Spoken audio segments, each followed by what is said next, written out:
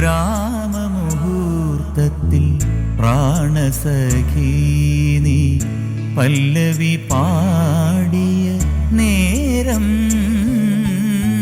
ഗുരുഗുഹദാസൻ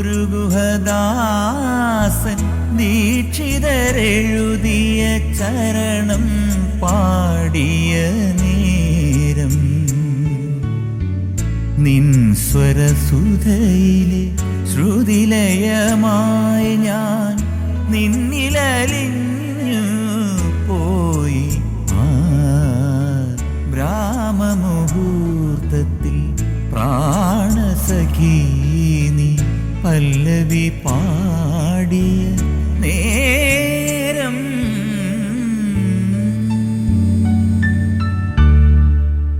ഇന്നത്തെ അതിഥി അല്ലെങ്കിൽ മത്സരാർത്ഥി നിങ്ങൾക്ക് ആർക്കും ഇഷ്ടപ്പെടാത്ത ഒരാളാണ്. കുടുംബ പ്രേക്ഷകർക്ക് പുള്ളിയെ വലിയ താല്പര്യമില്ല. ഇപ്പോൾ ഒരു ചാനലിൽ നടക്കുന്ന ഒരു സീരിയലിൽ അദ്ദേഹം ഭയങ്കര വില്ലനാണ്. അതുകൊണ്ട് നിങ്ങൾക്ക് ഇഷ്ടപ്പെടത്തില്ല. പക്ഷേ അദ്ദേഹം ഒരു നല്ല മനുഷ്യനാണ്. മാത്രമല്ല നിരവധി സിനിമകളിൽ അദ്ദേഹം അഭിനയിച്ചിട്ടുണ്ട്. സ്നേഹപൂർവ്വം ആദരപൂർവ്വം ബഹുമാനത്തോടെ ഞാൻ ക്ഷണിക്കുന്നു ബാലാജി. നമസ്കാരം ബാലാജി. അസ്തദാനമില്ല. ഇപ്പം പഴയ നമസ്കാരത്തിലേക്ക് എത്തി. നമസ്കാരം. പിന്നെ സുഖമായിരിക്കുന്നു.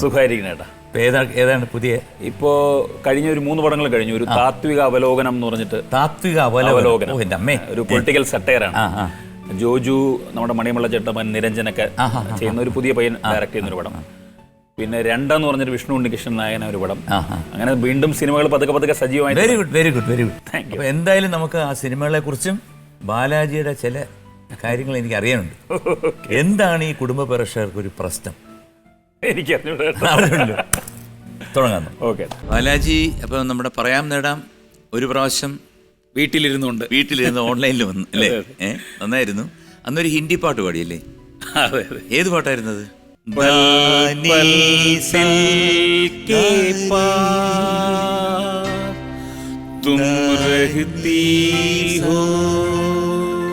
സൂപ്പർ.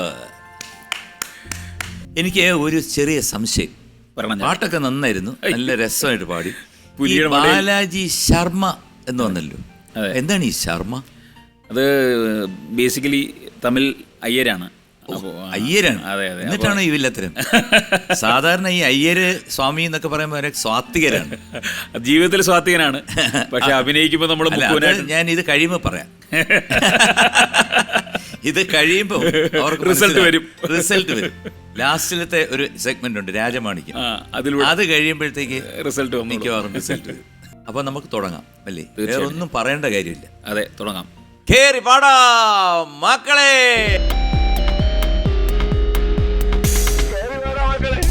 നമുക്ക് 3 സെഗ്മെന്റ് ആണല്ലോ, അതിൽ ആദ്യത്തെ സെഗ്മെന്റ് ആണ്.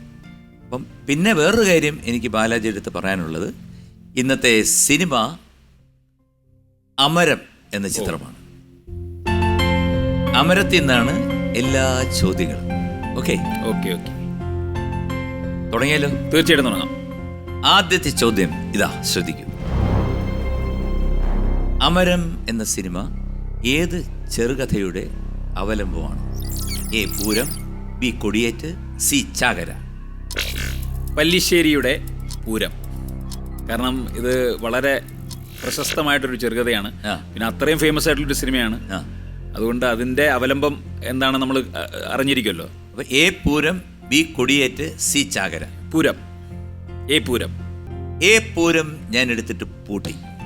ഓക്കെ, ഈ വില്ലൻ കഥാപാത്രമാണല്ലോ ഇപ്പോൾ ഒരു സീരിയലിൽ ചെയ്യുന്നത്. എന്താണ് ഇത്ര ഇഷ്ടം ഈ വില്ലനോട്?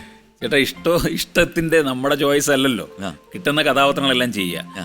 പിന്നെ ഇത് ഞാനൊരു 6 വർഷം സീരിയലൊന്നും ചെയ്തില്ല, ഏകദേശം 5-6 വർഷം എനിക്ക് തോന്നുന്നു ഒരു ഗ്യാപ്പ്. സിനിമകൾ മാത്രം ചെയ്തുകൊണ്ടിരുന്നു. അപ്പോൾ അതിനിടയ്ക്ക് ഇങ്ങനൊരു കഥാപാത്രം വന്നു ഒരു പ്രമുഖ ചാനലിലെ, ഏഷ്യാനെറ്റിലാണ് അത് വന്നപ്പോൾ. ആ കഥാപാത്രത്തിൻ്റെ ഒരു തെലുങ്ക് സീരിയലായിരുന്നു അത്. അപ്പോൾ തെലുങ്ക് സീരിയലിൻ്റെ മൊഴിമാറ്റമാണ്. പിന്നെ ബംഗാളിയിലും പിന്നെ തമിഴിലും ഒക്കെ ഉണ്ട്. അപ്പോൾ കഥാപാത്രം കേട്ടപ്പോൾ എനിക്ക് കുറച്ച്, അതായത് പെർഫോമൻസ് ഓറിയൻറ്റഡ് ആയിട്ടൊരു കഥാപാത്രമായിട്ട് തോന്നി. ഒരു മെയിൻ അച്ഛൻ മകൾ ബന്ധമാണ്, പെൺമക്കൾ ഇഷ്ടമില്ലാത്തൊരു അച്ഛൻ. അങ്ങനെ ഒരു സംഭവമാണ്. കാരണം ഒരു കാരണവുമില്ല, ആ പെൺകുട്ടി ജനിച്ചുകൊണ്ട് ആ കുട്ടിയെ ഇട്ട് പീഡിപ്പിക്കുക എന്നുള്ളത്. അങ്ങനെ ഉണ്ട് നോർത്ത് ഇന്ത്യൻ സ്റ്റേറ്റ്സിൽ ഇപ്പോഴും ഈ പെൺകുട്ടി എന്ന് പറയുന്ന അവരൊരു പോരായ്മയായിട്ടാണ് കാണുന്നത്. പരായ എന്നാണ് പറയുന്നത്. വീട്ടിൽ നിന്ന് പോകുന്ന, ശരിയാ, വീട്ടിൽ നിന്ന് പറഞ്ഞു വിടേണ്ട. എന്നാ പെൺകുട്ടിയെ വേണം താനും. അതെ അതെ. ഒരു പെൺകുട്ടി ഉണ്ടെങ്കിലല്ലേ വേറെ പെൺകുട്ടി ജനിക്കുള്ളൂ. അപ്പം പൂരം, പൂരം ഉത്തരം ശരിയാണ്. കൺഗ്രാറ്റുലേഷൻസ്. 2000 രൂപ സമ്മാനമായി ഇതാ എത്തിച്ചേർന്ന് കഴിഞ്ഞു നിങ്ങളുടെ അക്കൗണ്ടിൽ. അതാണല്ലോ അതിന്റെ ഒരു ഇത്